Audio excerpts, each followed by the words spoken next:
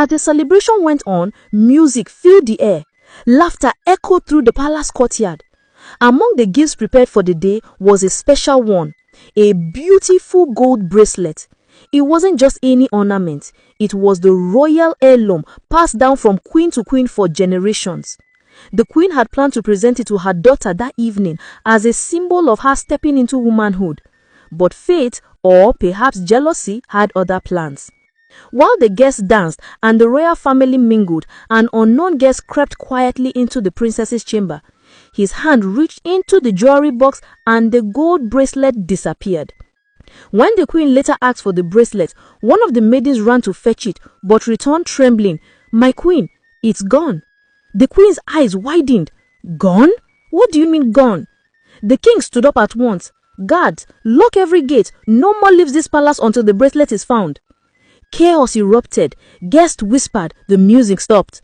The guards began to search everyone, servants, visitors, even the royal family's friends. But the bracelet was nowhere to be found. Unknown to everyone, the thief had quickly hidden it inside the flower vase in the garden. Hours passed and the queen grew weary. When the queen asked who had been near her chamber that day, Eve stepped forward, her eyes sharp and cold. "I saw her," she said suddenly. "It was Gina. She took the bracelet." The princess gasped. "Eve, what are you saying? Gina would never do that."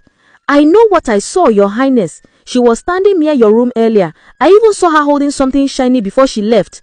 The guards stormed out of the palace that evening, marching towards Gina's house. But by the time they arrived, she was gone. A villager pointed towards the bush path. She went to evening service with her mother. The guards didn't hesitate. They followed the narrow, dusty trail until they saw two figures walking slowly, Gina and her mother, their Bibles tucked under their arms, their voices softly singing a hymn. Before they could finish the verse, the guards surrounded them.